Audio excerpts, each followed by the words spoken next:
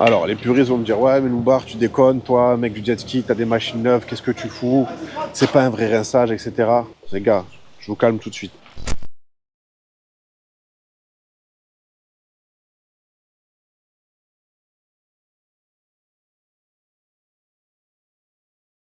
Et salut à tous, j'espère que vous allez bien, c'est Chris Loubar, on se retrouve aujourd'hui pour une nouvelle vidéo assez rapide, assez simple, mais je sais que vous êtes pas mal, vu que la saison va bientôt démarrer, à vous poser la question, comment rincer votre jet ski Sea-Doo en moins de 15 minutes? Allez, c'est parti. Bon, déjà, spoiler alerte, 15 minutes pour rincer un jet ski, on est tous d'accord que c'est pas assez. Pourquoi? Quand je parle de rinçage, c'est un rinçage express. C'est pas le gros rinçage que vous allez faire entre deux grosses sorties ou entre deux sorties espacées, mais c'est plutôt un rinçage que vous allez faire entre guillemets au quotidien. La saison a repris, vous sortez le jet une fois, deux fois par semaine, vous pouvez vous permettre de faire ce genre de rinçage-là. Donc, vous n'allez pas avoir besoin de grand-chose. Hein. Vous allez avoir besoin d'un tuyau d'eau, éventuellement d'une éponge pour pouvoir enlever les éventuelles traces et une attache rapide de tuyau de jardin, tout simplement. Comment on va procéder déjà? On va mettre un gros coup en partant du haut vers le bas. Pas besoin d'avoir un gros débit ou un gros karcher. Vous allez tous laver au moins une fois une voiture ou une bécane. Donc voilà, rinçage au tuyau, tout simplement. Petite précaution quand même à prendre. Si vous n'avez pas eu le temps, du moins vous n'avez pas la chance de pouvoir rincer le jet directement à la sortie de l'eau, vous avez un trajet à faire en rentrant à la maison, en mettant dans le jardin ou aller à la station de lavage, vous allez avoir des cristaux de sel. Quand vous sortez en mer, vous allez avoir des cristaux de sel qui vont s'accrocher un peu de partout. Déjà, règle numéro 1, n'utilisez pas de microfibres. Les microfibres, il y en a pas mal qui le savent, heureusement, mais le microfibre, c'est abrasif. Donc ça va vous rayer, micro-rayer tout le jet. D'autant plus que, avec les cristaux de sel imprégnés, séchés dessus, là par contre vous allez faire un carnage. Je vous le dis parce que je l'ai déjà fait. Je l'ai déjà fait avec mon premier jet. Donc j'en parle en connaissance de cause. Vous voyez là, les cristaux de sel? Regardez ça. Voilà, pour enlever le plus gros, doucement. Des réglages, des guidons télescopiques, etc. N'hésitez pas à monter et descendre pour vraiment que vous puissiez rincer vraiment de partout. On n'oublie pas la coque.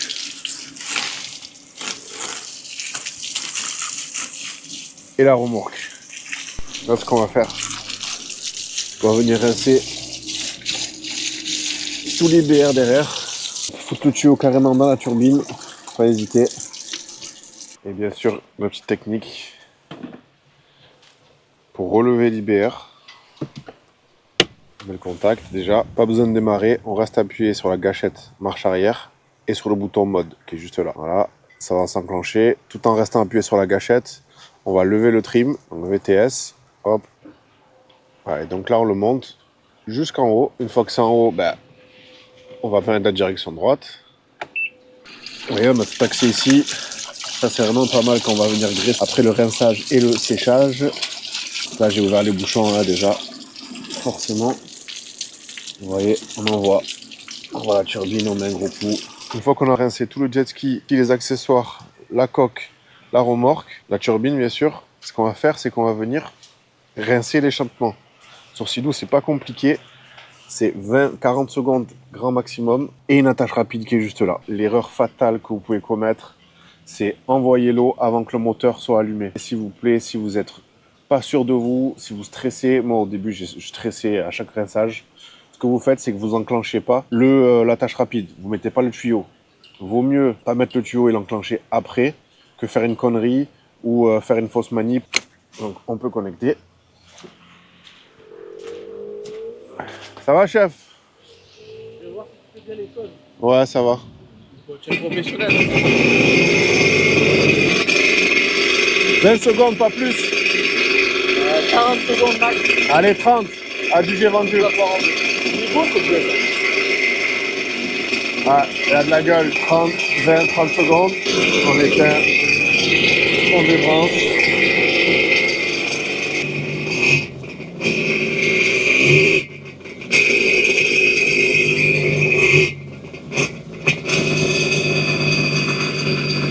Vous avez vu ce bruit de casserole?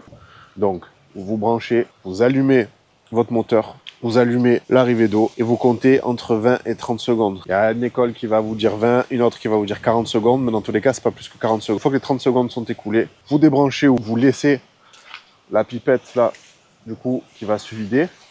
Une fois que c'est vidé, vous mettez 2 coups d'axel, clac clac, pas besoin de faire un bruit de fou, pas besoin de faire monter dans les tours. Les gars, vous avez rien à prouver. C'est juste pour vider l'échappement, tout simplement. Une fois que c'est vidé, moi ce que j'aime faire, inspecter la cale moteur. Hop. Bon, deux clips ici, la poignée là. Voilà, et jeter un œil à la cale moteur. Faut savoir sur les nouveaux jets, en tout cas sur le mien, on a une très bonne étanchéité de la selle. Donc en fait, j'ai quasiment pas d'eau, j'ai quasiment jamais d'eau. À moins que je fasse vraiment le coin en mer ou alors que ce soit très agité, mais j'ai quasiment jamais d'eau. Vous voyez, là, j'en ai pas. Donc, je vais pouvoir directement graisser. Vous voyez, je dis pas de conneries.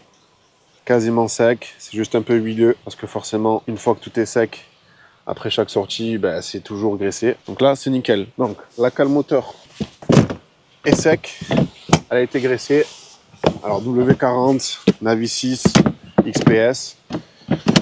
XPS Navi 6, ça sera toujours mieux que W40, mais bon, W40, ça fera toujours l'affaire, ça sera toujours mieux que rien. C'est facile, on peut toujours s'en procurer de partout. Si vous faites un peu de chantier, si vous avez une maison, si vous bricolez un peu, vous en avez toujours sous la main.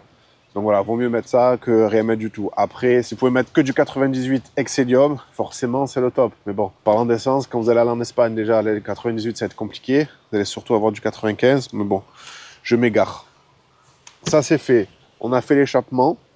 Une fois que vous avez fait ça, il ne vous reste plus qu'à le sécher, tout simplement. Soit avec une microfibre douce, pour le coup, ou alors, si vous êtes comme moi, vous allez ressortir le lendemain ou le surlendemain, vous pouvez le laisser sécher comme ça à l'air libre. Forcément, vous allez avoir des taches, on va pas se mentir, vous allez avoir des taches de gouttes de lait d'eau. Mais comme je vous dis, là, c'est vraiment un rinçage express. C'est histoire d'être rapide, efficace, et voilà, de faire un rinçage en bonne et due forme, tout simplement, qui pourra attendre quelques jours avant la prochaine sortie et avant l'éventuel gros rinçage, que je ferai en vidéo d'ailleurs. Alors, les puristes vont me dire « Ouais, mais Loubar, tu déconnes, toi, mec du jet ski, t'as des machines neuves, qu'est-ce que tu fous? C'est pas un vrai rinçage, etc. » Les gars, je vous calme tout de suite. Calmez-vous. Ça va bien se passer. Pourquoi je fais ça? Déjà, moi, j'en ai 2. J'en ai pas un, j'en ai 2.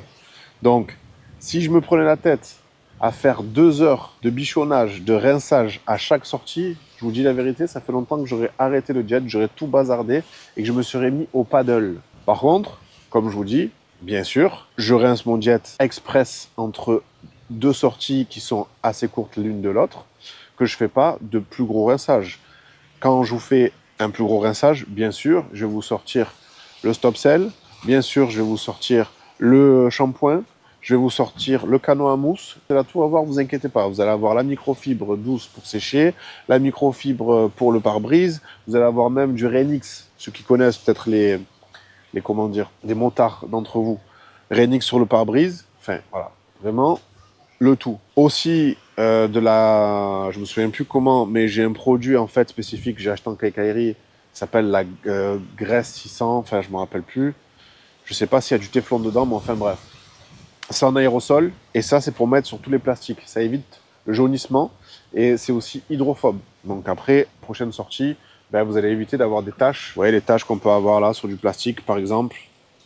Au moins vous évitez d'avoir ça. Ça ravive le plastique et en même temps ça protège pour les éventuelles taches à venir. Dans le cas où vous aurez rincé la cale moteur, vous avez pris beaucoup d'eau. La simple chose à faire, c'est ouvrir la cale, mettre un coup de jet d'eau sans pression, c'est important. Parce que vous avez toutes les connectiques, la batterie, vous avez les injecteurs, etc. Donc, sans pression, mettre un coup de filet d'eau, vraiment de partout, uniforme, pour enlever tout le sel qui aurait pu se déposer, donc tous les dépôts de sel. Et une fois que ça c'est fait, vous laissez ouvert, vous ouvrez les bouchons. Vous voyez, ça c'est à laisser ouvert pour avoir une circulation d'air dans le jet. Et l'inconvénient de Sidou, c'est tous les cale-pieds qui se remplissent d'eau et qui ne se vident pas. Donc, comme Sidou, c'est pas fait pour les faibles, vous y allez en mode squat.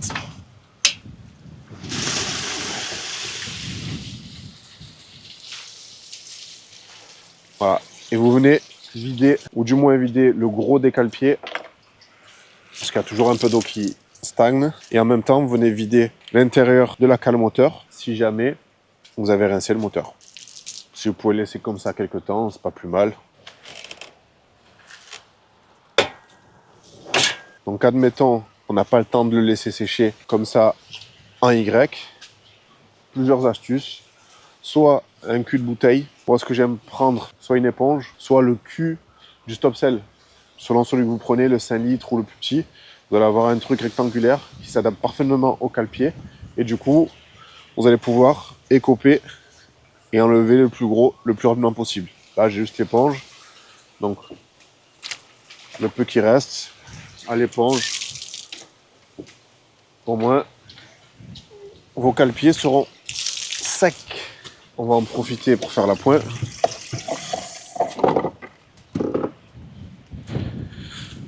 Vu qu'il me reste un fond de jerrycan.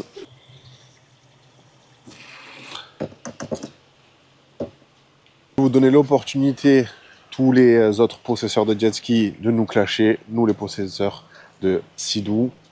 Hormis les cale-pieds qui se remplissent d'eau et qui ne s'évacuent pas. Il y a aussi autre chose. Ce matin, j'ai fait déborder le réservoir. Et donc, quand vous faites déborder le réservoir, vous avez quand même un petit compartiment ici, donc protection. Et vous avez là un anti-débordement. Et cet anti-débordement, il est connecté quelque part par je ne sais où. Et ça tombe dans les cale-pieds. Donc souvent, la majeure partie dans celui de gauche. Parce que forcément, la grille, elle est sur le côté gauche. Mais ça peut arriver aussi sur lui de droite. Et donc ce matin, vous voyez, j'ai déjà fait la connerie, hein, je vous cache pas, hein, on va pas se mentir. Ici c'est authentique, on est transparent, on vous parle pas que du bon et du meilleur. Vous voyez d'ailleurs, ces traces-là, c'est tout simplement un trop-plein du 98 et une semelle de chaussures neuves. On va le faire partir, je vais pas forcer, j'ai toujours pas réussi. Donc là, vous voyez, en fait, ça m'a dissous la colle, tout simplement. Alors c'est pas la première fois que je le fais. Avec la chaleur, ça devrait revenir. Là d'ailleurs, vu que j'ai ouvert le compartiment, le coffre, toute l'eau qu'il peut avoir autour, en fait, elle s'évacue dans le fond et du coup, elle arrive ici. Donc, je vais re-éponger.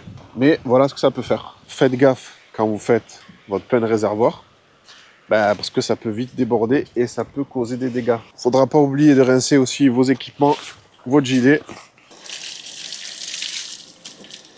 Bien rincer abondamment les chaussures, le pantalon, le calbut et tout ce qui s'ensuit. Voilà, j'espère que vous avez aimé la vidéo. C'est une vidéo improvisée, j'étais pas censé en faire, mais bon, je suis sorti en mer, je me suis dit pourquoi pas. Pas beaucoup de moyens, rapide, efficace, juste de l'eau. Bien sûr, on peut toujours mieux faire. Bien sûr, on peut passer 1 heure de plus, on peut passer 30 minutes de plus, 2 heures de plus. Mais encore une fois, cette vidéo a pour but d'être pratique, de vous montrer en fait ce qui est possible de faire et ce qu'il faut surtout pas faire, comme remplir l'échappement d'eau sans avoir allumé le moteur. Ça, c'est le pire des trucs qui puissent vous arriver. C'est aussi pour vous faire déculpabiliser, parce qu'il y en a beaucoup forcément au prix des machines qui sont là, c'est trop, c'est extrême. Moi, j'étais comme ça au début, mais le but aussi, ça vous prenne pas la tête, déjà, ça vous prenne pas des heures. La journée, elle est déjà assez courte comme ça. Donc, entre tout ce qu'il faut prévoir pour le jet, pour une sortie jet, et surtout quand on en a plusieurs, il faut que ça soit rapide, efficace. Encore une fois, je vous ferai une nouvelle vidéo où là, je viendrai vous faire vraiment le rinçage, nettoyage complet du jet de A à Z en bonne et due forme à la Detailing Man. Mais là, vous l'aurez compris, ce n'était pas le but de cette vidéo. J'espère qu'en tout cas, elle vous sera utile. N'hésitez pas en tout cas à mettre votre ressenti dans les commentaires, à partager et liker la vidéo, c'est important pour le référencement. Et puis, partagez-moi votre avis. Dites-moi ce que vous en pensez. Dites-moi si vous êtes plutôt team maniaco-dépressif à passer 3 heures après la sortie du jet à nettoyer, bichonner, sécher le moindre centimètre carré de votre jet. Ou alors, vous êtes plutôt les couilles, allez. La petite boîte magique. Celle-là, elle est indispensable dans la voiture, les gars.